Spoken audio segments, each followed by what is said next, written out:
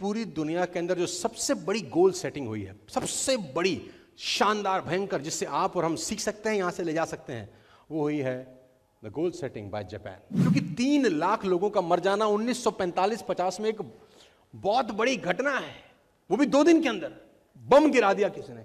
आज भी radiation feel की जाती है अगर आप जापान में हिरोशिमा चले जाएं। या 1950 में जापान ने गोल सेट किया, we will become the number 1 in textile industry in the next 10 years. ध्यान से सुनना मेरी बात, ये बातें गूगल पे अवेलेबल है, मैं कुछ नया नहीं बता रहा तुम लोगों को। अगर आप बाहर जाएं तो मेरी गाड़ी है 3000 नंबर, उसमें मेरा एक डायरी है छोटा सा, जहाँ पर मेरे कुछ गोल्स हैं कि मुझे ज़िंदगी में अब करना है, अब ये करना है, अब ये करना है, अब ये करना है। गोल पुल करते हैं आपको यार, गोल आपको खींचते हैं, नहीं तो वो ट्रेडमिल पे भागने जैसा ही है यार, कि जिम में आदमी ट्रेडमिल पे भाग रहा है, साला पहुंच का ही नहीं रहा, वही कहानी है। गोल बहुत इंपॉर्टेंट है। मैं उस दिन भी अपना वेबिनार में एक चीज सबको समझा रहा था कि इस पूरी दुनिया के अंदर जो सबसे बड़ी गोल सेटिंग हुई है, सबसे बड़ी शानदार भयंकर, जिससे आप और हम सीख सकते हैं, यहां से ले जा सकते हैं, वो हुई है the goal setting by Japan in 1950। इस दुनिया में सबसे बड़े आक्रमण हुए, अमेरिका ने जापान पे 2 बम गिराए, Hiroshima and Hiroshima and Nagasaki. Approximately 3 lakh लोगों की मौत हुई पहले 2 दिन के अंदर। अब प्रॉब्लम क्या है, हमको ही पता है, सीख क्या रहे हैं, दैट्स मोर इंपॉर्टेंट। होता क्या है इससे, ये समझाता हूं। बम्बार्डमेंट किया अमेरिका ने, 2 बम गिराए हिरोशिमा नागासाकी पे, 3 लाख लोग मर गए। 1945 से लेकर 1950 तक करीब करीब 5 साल जापानीज लोग शेल में ही थे अपने, उनको कुछ समझ ही नहीं आया कि साला हमारे साथ ये क्या हो गया। पूरी कंट्री डिप्रेशन में जा चुकी थी, इकोनॉमी खत्म हो चुकी थी, कुछ आगे रास्ता नजर नहीं आ रहा था। अपने ही लोग साले अपने ही देश के प्रति, मतलब उनका भाव ही अजीब हो गया था कि हम सही देश में हैं या खराब देश में। गवर्नमेंट कुछ कर नहीं रही, सब डिप्रेस हैं, सब गिरे हुए हैं, मनोबल गिरा हुआ है, सेल्फ कॉन्फिडेंस डाउन है।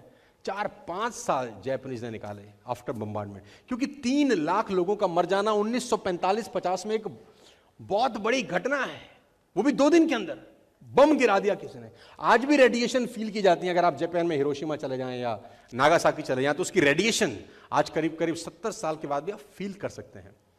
3 लाख लोग तो मर गए, जो बच गए, डिलीवरीज जो हुई वो भी प्रॉपर डिलीवरी नहीं हुई, यानी जो बच्चे पैदा हुए उनको भी कोई ना कोई रोग लग गया बिकॉज ऑफ द रेडिएशंस। तो 5 साल वो पूरा का पूरा मिल्क दोस्त खत्म था। इन 1950 उन्होंने सोचा साला ये कब तक चलेगा, कब तक ऐसे सर लटका के बैठे रहेंगे, लोग हमारे ऊपर भरोसा नहीं कर रहे, लोग अपने देश से मोहब्बत करना छोड़ चुके हैं क्योंकि हम लीड नहीं कर रहे। उन्होंने बोला करें क्या, उन्होंने बोला एक काम करो, गोल सेट करते हैं यार। 1950 में जापान ने गोल सेट किया, we will become the number 1 in textile industry in the next 10 years. ध्यान से सुनना मेरी बात, ये बातें गूगल पे अवेलेबल है, मैं कुछ नया नहीं बता रहा तुम लोगों को, लेकिन मैं जो बता रहा हूं उससे जो सीख के जाओगे वो तुम्हारी जिंदगी बदल सकता है।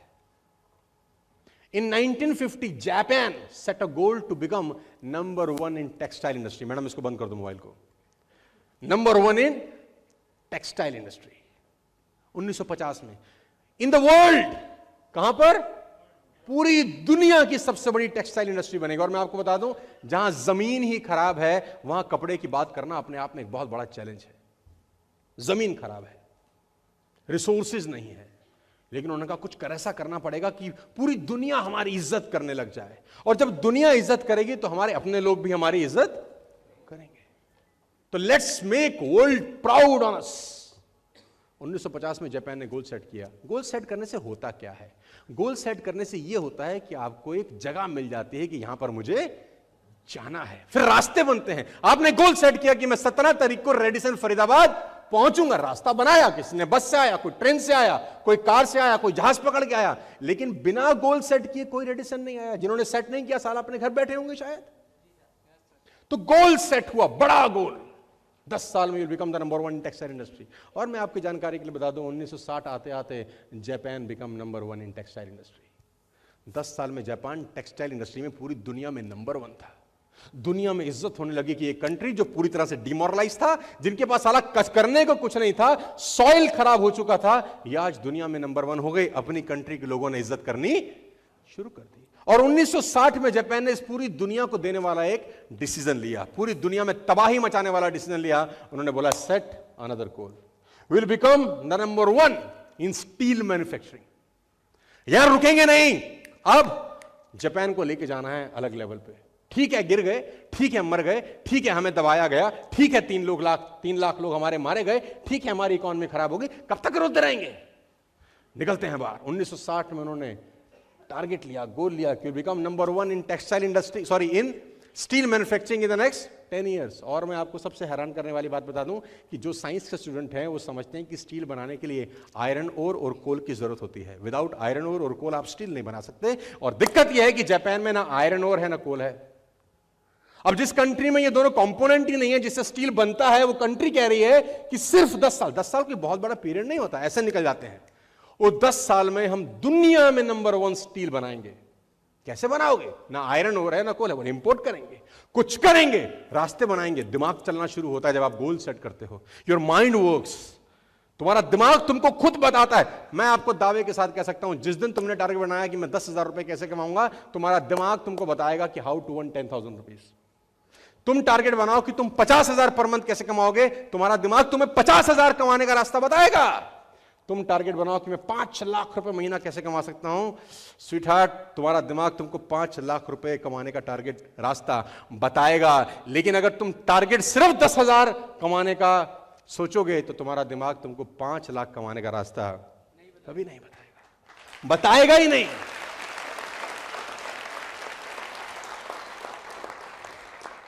यहां से अमृतसर 550 किलोमीटर है। तुम जहां का टिकट लोगे ट्रेन वहीं तो छोड़ेगी। तुमने टिकट लिया पानीपत का तो अमृतसर नहीं पहुंचोगे यार। जहां तक का टिकट लोगे रास्ता तुम्हें वहां तक तय कर सकते हैं। तो अगले 10 साल उन्होंने कहा हम स्टील इंडस्ट्री में नंबर 1 बन जाएंगे। 1970 आते आते Japan become number 1 in steel manufacturing. कहानी रुकी नहीं, उन्होंने बोला now will become number 1 in automobile sector in the next 10 years. 1980 आते आते हम इस दुनिया में सबसे बड़े ऑटोमोबाइल मैन्युफैक्चरर बन जाएंगे। और 11 साल के अंदर जापान बिकम नंबर 1 इन ऑटोमोबाइल सेक्टर। ये वो कंट्री की हालत थी जो दुनिया को लीड कर रहा था, इतना गिरने के बाद, just because of one thing, goal setting.